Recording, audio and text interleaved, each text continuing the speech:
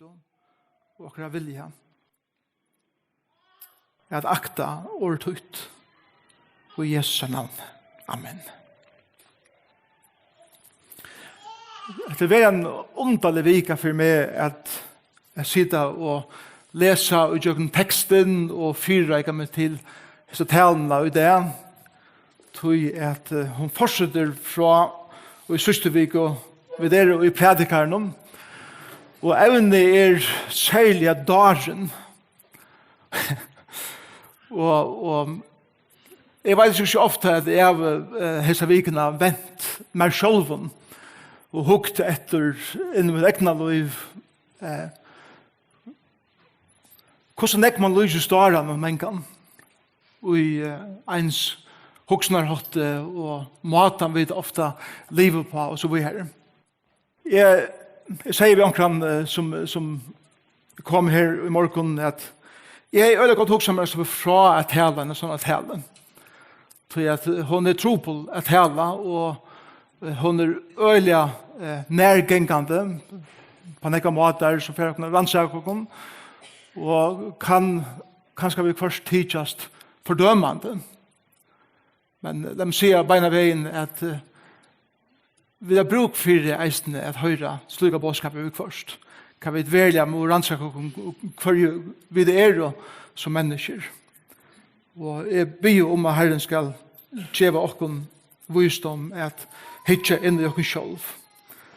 Og at føla Herre andan kommer inn og nema vi og ikke ta fordømande røttene og kreftene som alle tøyene ute etter at øyelegge okkom og ta måte fra okkom men heller at få mot at liva for Herren. Kontrasteren i middelen tan vysa og daran. Tan vysa og visdomur i skriften først og fremst at liva gode nær. Og at øttast Herren. Det først og fremst en vise person som gjør det. Så at ta man liver gode nær og man øttast Herren, så får man det som jeg kallar for et god givet perspektiv, at læra og røyna suttja livet objektivt ved Guds egen, samtidig at liva stabilt. Og det det samme som at det hender ting rundt om oss som det gjør just nu, og det tid som kommer nær på, så klarer vi korsene at liva stabilt. Og øtte ivet til oss ikke. Tøy er vi liva så mye nær gode, er vi vita og kvill i at han suverener. Han viser medvårda kvinna en medvårda kvinna som doer at hitja under iverflatene og hvordan ting møvler så ikke ut av iverflatene, men for under og ser vi moralskon og etiskon eion til som gonger fyrs i okker heime og eisne heima til okken og i det. Det at heva et godgivet innlit og perspektiv og på livet og tessvekna at være en person som klarar at gjeva gå og visra og i imenskon omstøven og i livet. Det en visra person. Det det som Prædikarin og årtøysene og skriften hele tiden akkur som lyser en godsøttande visan mann eller kvinna for jeg vera. Så det dagen, det 2 år som hebraisk kan være brukt om dagen, begge årene tåsa om en person som for det første og grundavur, andalige. Han har ikke et andaligt perspektiv inn i hvordan han ser livet, og han eisne og grundavur moralst og etist. Avgjøver etikkene som ikke teker sunnan moral og etikk inn i livstøyd eller avgjører til en slik person. Og da vi leser skriften der, så det ikke vi til å gjøre at hese mæveren som en dare, eller kvinnan som en dare, behøves det å være bytter, eller ovitande, men det kan godt være en kloker, velvitande, velutbyggven personer. Men som ikke godgive moralst og etisk grunderlig hever for avgjørende i sin liv hvordan man lever sitt liv. Det er det som vi hittar etter, særlig i kapittel 11 i Prædikarin. Og i det vi kommet til kapittel 12, og vi leser fra vers 12 og til endan av kapittelen. Og særlig at hos Prædikarin hvordan livet ikke daran og særlig ut, men det er jo sånne kontraster av tøyene. Men særlig det sånne her mæverdelig kvinnan som ikke moralsk, etisk, goddomligt kompass hever for livet. Så leser vi i vers 12. År av munne hins vysa domlig, men varrar darans forkoma hon sjálvun. Tås hans herra byrjar vid dorskapet og endar og i ringasta vitløyse. Og daren årarykur tå at menneska veit ikkje kvæt og i fyrir henta. Det er fyrir henta etter han hver kan sia, eller hver sier honom til. Daren pøser seg ut ved strevesynen, så det er aldri så fratt at han veit leiena heim, eller til stegen. Veit her land og hever baden til kong og høvdingar og halda gilde morgenen. Lukkelig land og hever ialbornan kong og høvdingar og halda gilde og samligar tøy som folk og ikkje som drittjemenn. Ta i leteræver, sjunka bjolkaner og leter ein hendenar henga leker nyer i husen. Til at stuttlega seg halda tar gesta på. Og vunne gjer løyve glatt. Og alt samalt fast fyrir pening. Ikke så mykje som i hoan og måst to banna kongenon. Og enta ikke i sovekameretøynon måst to banna hinn ryka. Tøy fuklar himmelsens bera ljove av sted, og teir vi vansjonen bera ut her, og i to sier. Og det her er en signa, sutt år.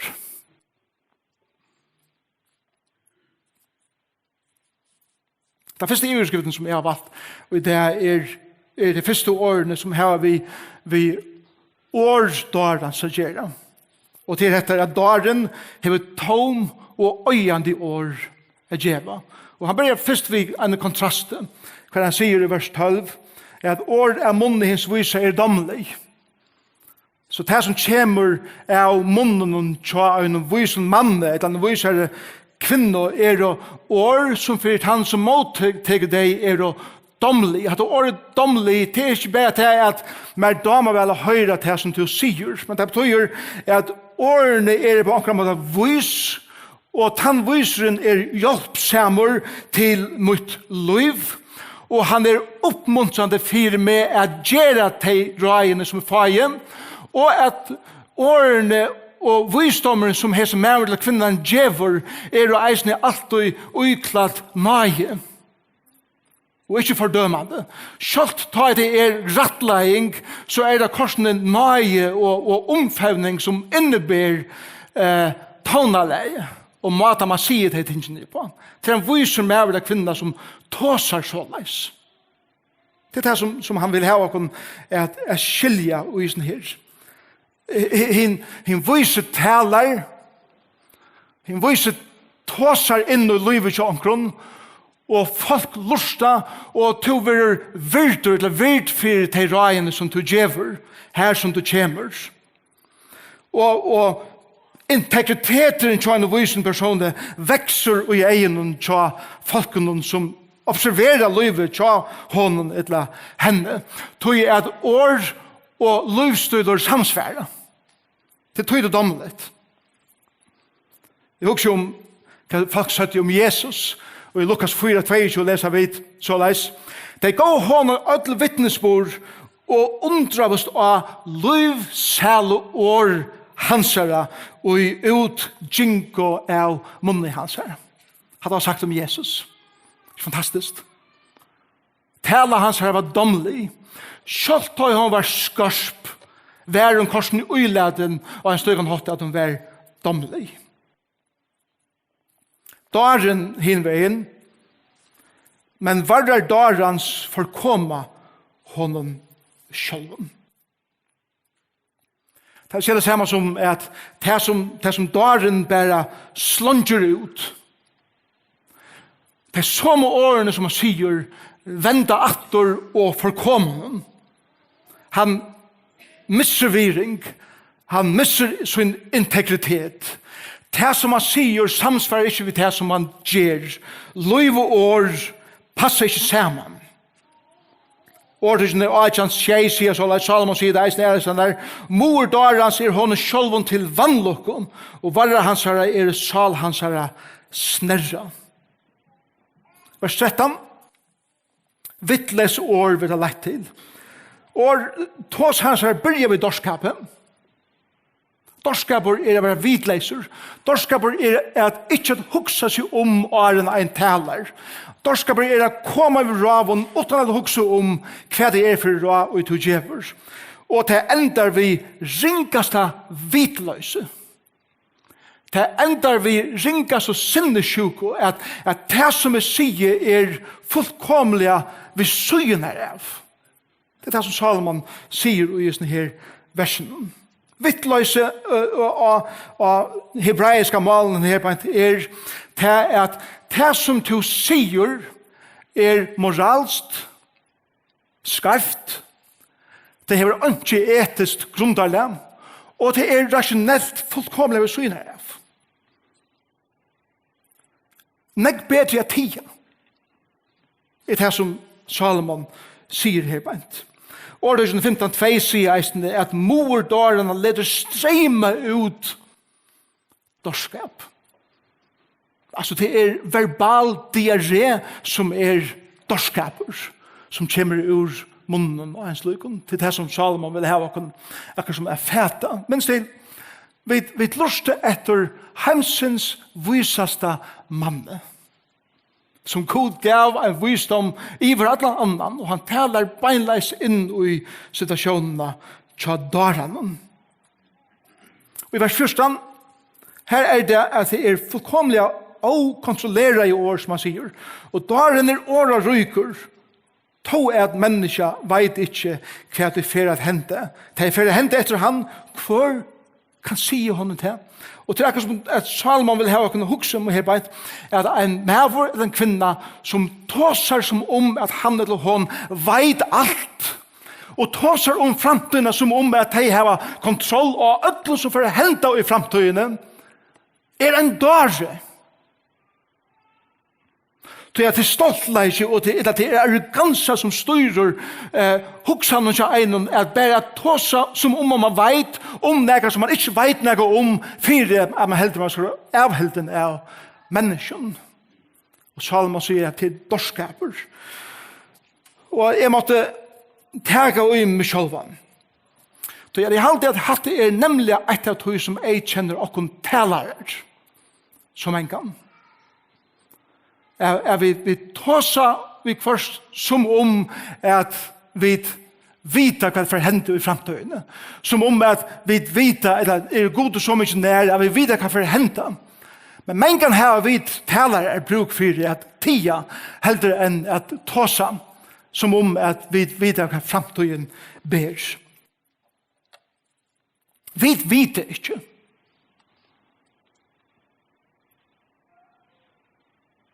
Vi vet ikke hva for å komme. Og tog jeg vet mengen er tida i stedet for å tale. Vers 15 sier, daren pøser seg ut ved strevesøgnen. Nå ble det år til versk. Men det er aldri så flatt at han vet en gang leiene heim til stegen, det betyr bare til byen, og det menes nok vi heim. Salomon er sin spaskur her på ent.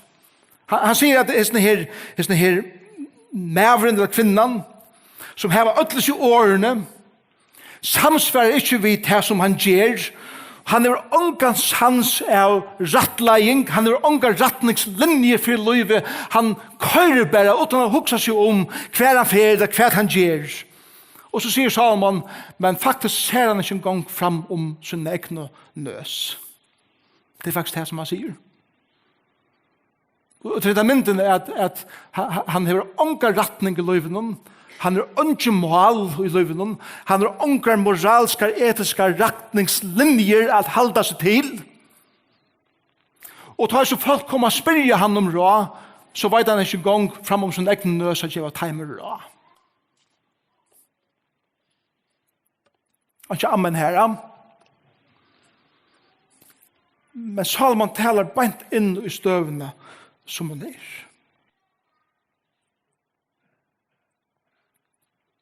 Neste overskriften som jeg har valgt er å si at daren, sier Salomon, er en øyende leiere. Og det er vers 16 og vers 16, at det kontraster her bænt. Vei ter land, og jeg hever baden til kong, og høvdingar, og jeg halda gilde om morgenen. Forresten, morgenballen er ikke nekka nøyt. Det er nekka som til alle tøyer hever vært. Og veit her er en øyla kraftig bibelstor. Det er en person som ønsken vogn er fire, hvis han vil rakter av det.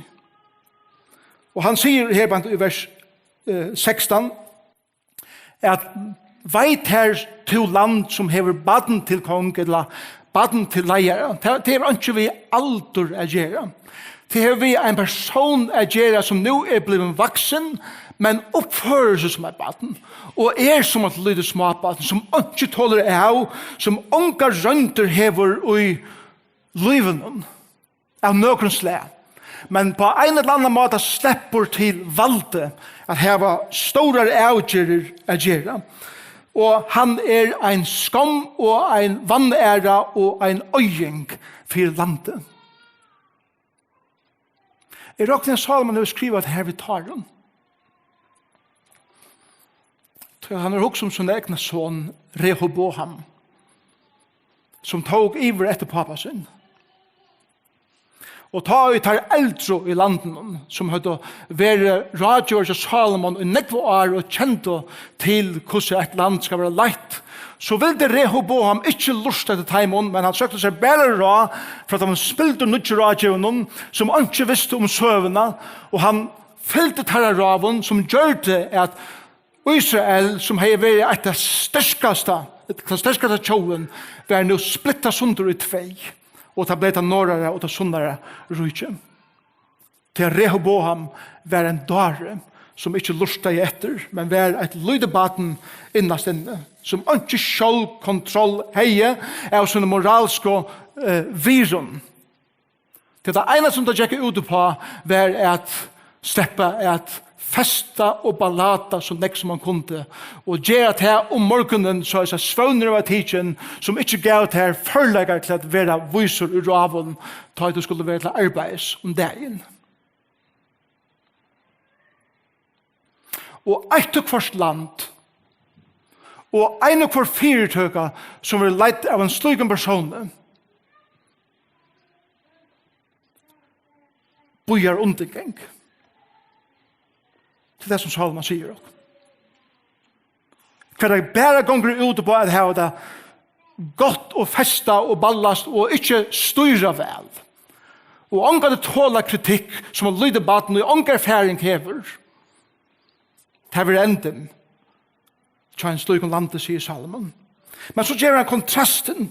Men hinvegen, lukkelige land, eller sæla land, eller siknaja land, og hever i albornan. Det er en som finner til og i beinene som skal til for å leie vel. I albornan kong eller høydninga, og i halda gilde, jeg vet ikke det, som du er gledest, men det samlige er tog, som folk, og ikke som drittjemenn. Vi gjør noen, de som du er styrer seg, de som kjenner frahald, de som kjenner sjåldisiplin i livet. De tårer å gledes om ta det ganger godt, og at feste og ha det gildig om det. Det betyr ikke til at vi har viser så ganger man bare vi høtter noe nyheter og ånger det feirende. Men du gjør det som en maver eller kvinna som hever integritet og ikke stolter av tog som du fast inn i din kropp. Lukkelige sæla og sikna land, sier Salomon, som hever leiere som hever dyrve og som hever integritet at leie et land, eller leie en fyrtøk, eller leie en familie. Og så sier han i vers 18 og 19 og Timon 3 i beskrift, Daren hever en øyande livsstøyl. Vers 18 sier, ta i lete ræver, sjunka bjølkaner, og leder en hendene henga, leker nyer i husen.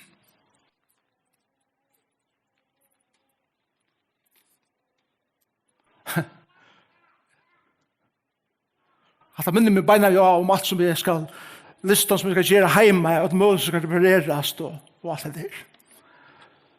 Lete, ta vi ikke gjøre og vi bare henga så færre bjølkaner, så færre sperrener at sjunka tog jeg vil gjøre ikke vi at halda ting og i ordan og vi reparerer ikke og ta hendene henga så for at leka nye kjøkken tætje tog jeg vil tæga okken ikke tøy og vi tar ikke disiplin til at reparere her som det skal reparerast. Men han peikar der inn i okra løyveisene. Etter det vil det ha hus som ser vel ut og alle stingsene, men hvis vi er lært og doven om okra egna sjåldisiplin, så færa bjølkaner og okra etiske målen og moralska viri at sjunka. Og tar vi ikke søkja herran, men er det doven og det hendene henka, så blir det leke inn imsesender her som det ikke eier leke inn i løyven som gjør okkur veik.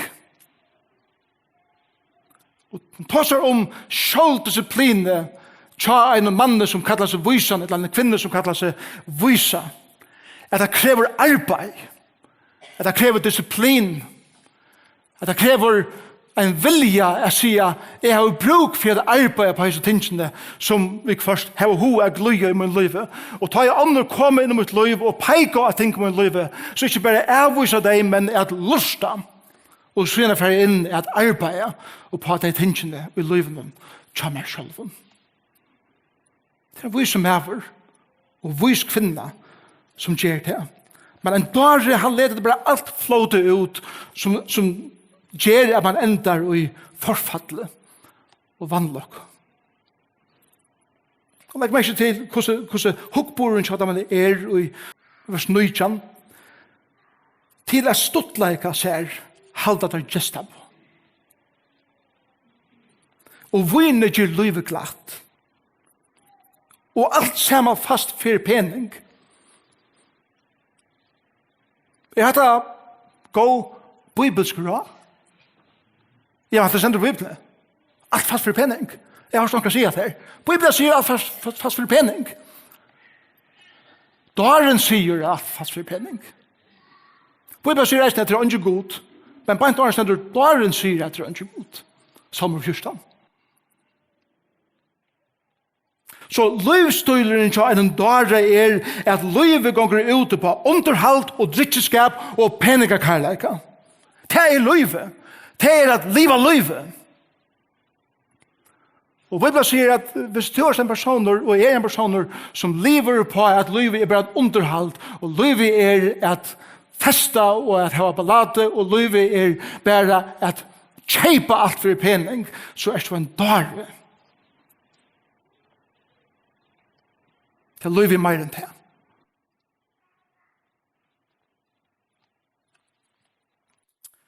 Det er ikke kjære stått til å tale en tale som er til. Man føler seg som at jeg stand i øyse om man lever tikkun og alt det der. Og jeg vågner at det tekes i årene som fra en mann som eisende hikker at sin egna liv. Vi tar ødelig samme bad i her. Det heter årgods som vi utrolig skarspun knuve taler inn i okkara liv.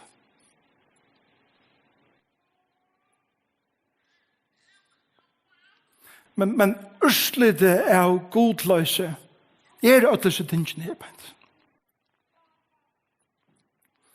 Urslitet av godløse hever så utrolige konsekvenser i okkara liv. Jeg har også nekvet av vikskiftet om det som hender i Frankrike og i vikskiftene.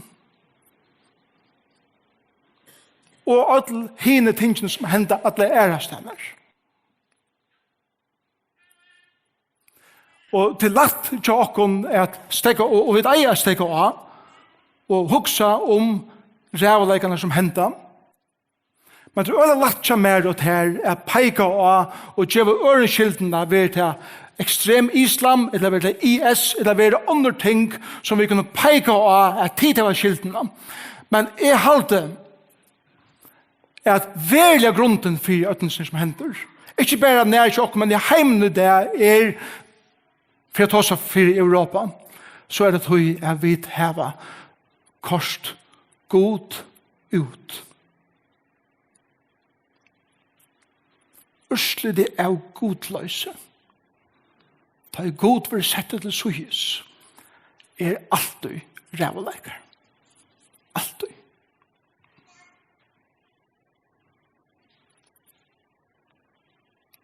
Vi har bruk for å få god innatur.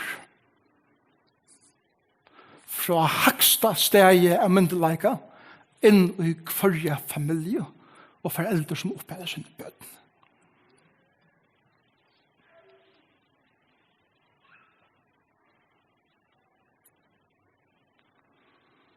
Og i ødelsene enda som henter, så god stadvet til verska. Og det som vi sutja i Europa i det, som byrger å sutja i Europa i det, vi tar ta som Kina, hver 30.000 folk kommer til trygg kvann det. Vi tar som Afrika og Sur-Amerika hver trygg kvann det, mennesker streimer til herrene på trygg kvann det. Vi tar at Miesir hver den største vesingen nærkrande i heimsøvende med de muslimer i det. Og Europa byrger eisene å vakna her.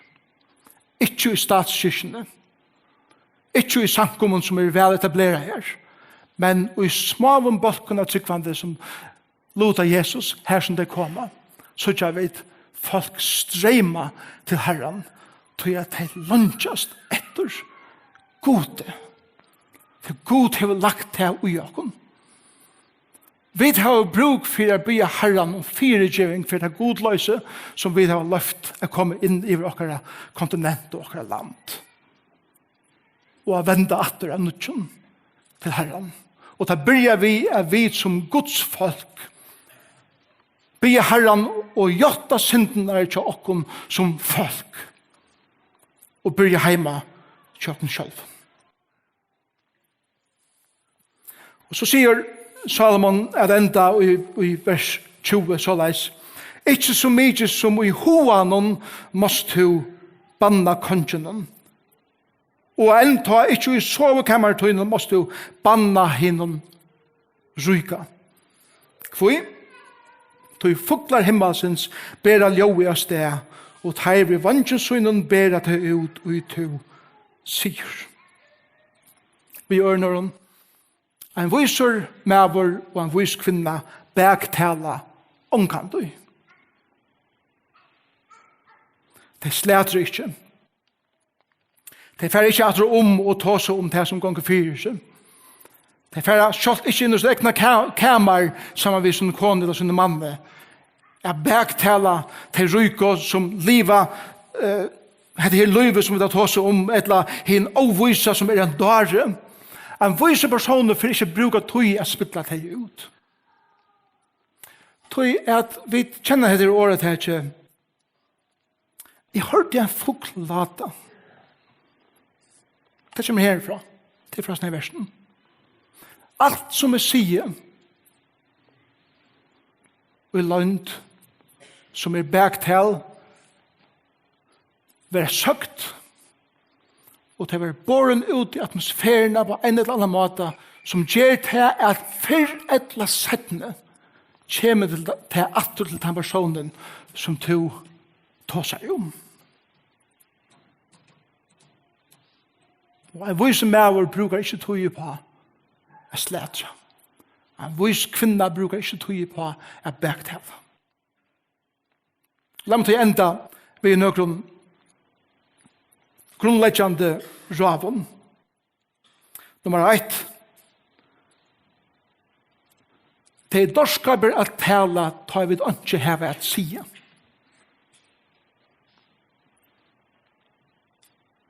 Hvis du ikke har en vysan kommentar å gjøre til en samtale, så er det bedre at du tiger, heller enn bare at øysa ut. Nummer 2. Det er dorskaper at heve dogmatiske påstander om neka som er utanfor menneskeligt vit. Dogmatiske påstander om er således eldabæra er dorskaper ofta. Hvis vi ikke vita velja om det. Og det er så nekv i sin heime som vi har så omedelig lytla vitan om at vi må ikke være dogmatisk.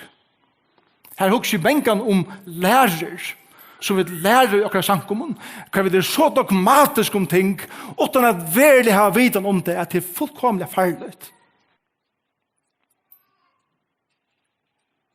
Det sier er autonaskaper og sjålsøkning i teimen som leia er bann for folket og landet. Men donaskaper og frahalt og at hugsa ånder fest er en sikning for land og for folk.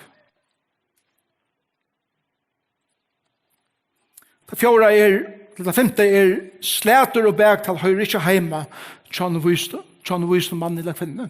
Sjølt om det kan være rettforskjørt at du hører åkt å sige, så er det omgående bergtal. Det at dåre år, hva er det til? Dåre år kan være lign, at det er en person som likve. Dåre år kan være en person som reipar eller ivedriver.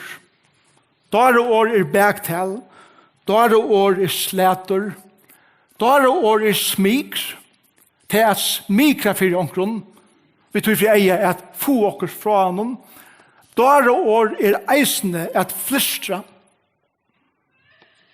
at gjeva kommentarer til ditt kine som ikke høyrer egnon til eisende dåre tala. Dåre tala er eisende nyurgerande kritikker. For det ene som kommer ut ur munnen til egnon er at nyurgera og kritisera andres. Og en ung jenta som er oppvaksen ved en pappa som bare har kritisera, eller en unger dronker som er oppvaksen ved en pappa eller mamma som bare har peika det som er skreft og det som ungene er godt nok. Færa ui sin vaksna løyve og sin gifta løyve og i fleste føren ikke være førfyre at hege måtte råsande i år. Og å sida i rådgjøving ved pøren eller ved falskje som har vært nyrgjørt og kritiseret av sin meka, og at han har hvordan det ser ikke ut, eller hvordan det er, eller hvordan det skrev det er, gjør en utrolig skia av mennesker.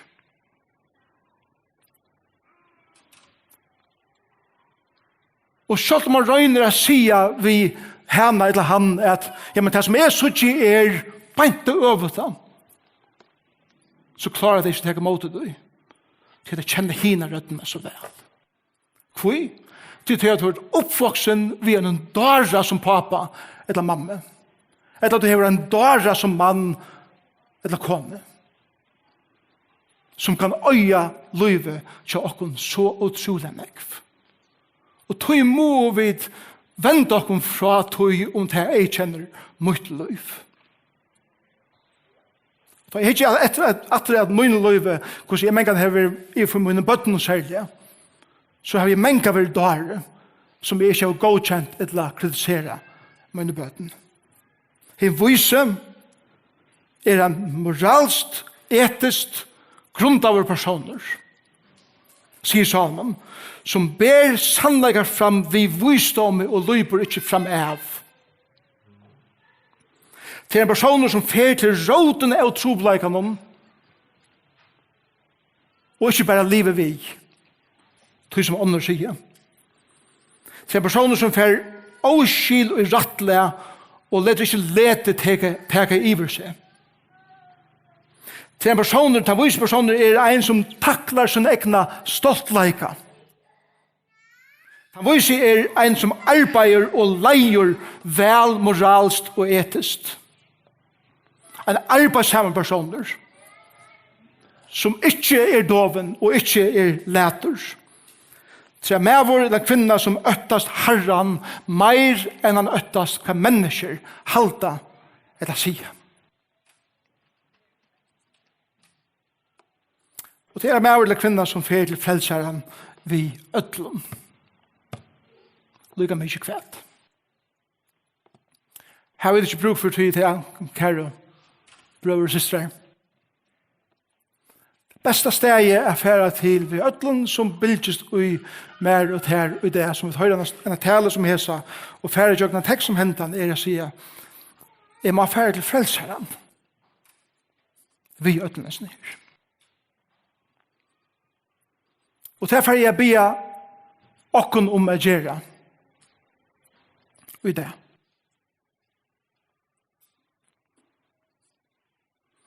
Eller det er vi å peika hvordan henne er, men jeg ikke noen selv og sier hvordan er jeg. Er jeg en dare, eller er jeg en viser personer? Og legge det framfor krossen, og lete frelseren vise ter og mer hver to eller er. Og så sier vi han men to døye eisne for etter, gjør du ikke? Og hvis du teker meg opp av nødgen og reiser meg opp, og han gjør det, vita sammen, og hjelper der å begynne en prosess, og hjelper mer å være i gang ved å huske annerledes enn man kan gjøre. Kanskje er du inne i her det, og du kjenner ikke frelseren. Kjenner kanskje ikke Jesus Kristus som din frelser.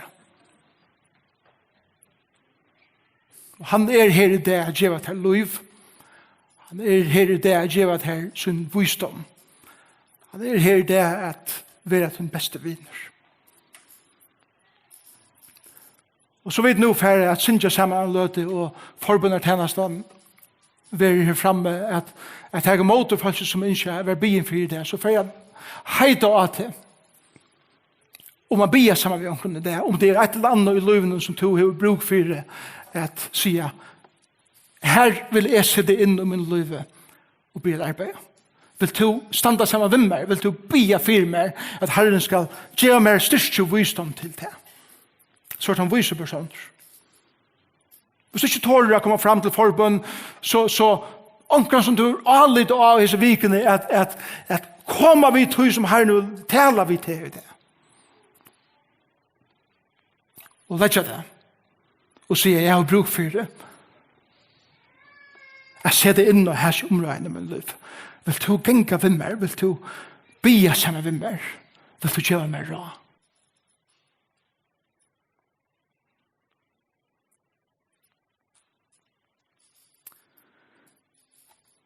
Men Herren hjelp dere i tøyen som vil leve at ikke er dere ikke noe liv og velja er bare vis og ikke der. Jesus vil ha bruk for tøyner hjelp og tøyner styrk.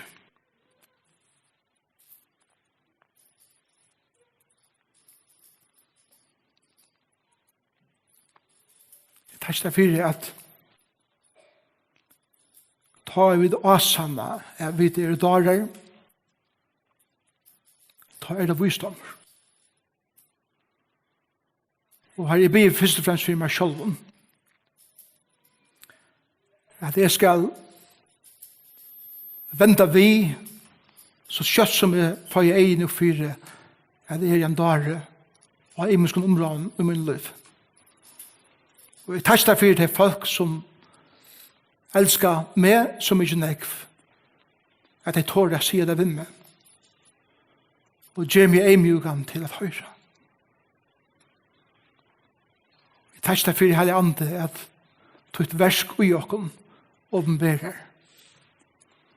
Og hjelp okken tog å liva til så nær, jeg vil høyre tunne elskende, rattleiende rødt.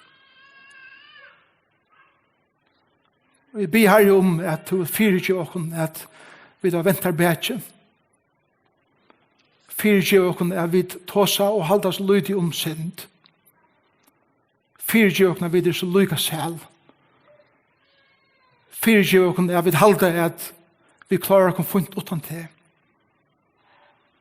Og hjelp okken at leite atter til Golgata og til krossen, til visdommen, til dirve.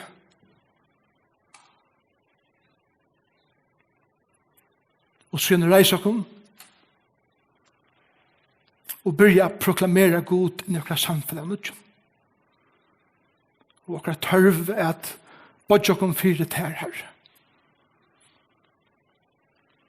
Og det som vi som land standa fire, og vi kommer til tog i stårene avgjøren, be her om at vi hver ser. Og i stedet for å bergtale og slætre, tåre å tale ut. Men nå er visdom og kærlighet.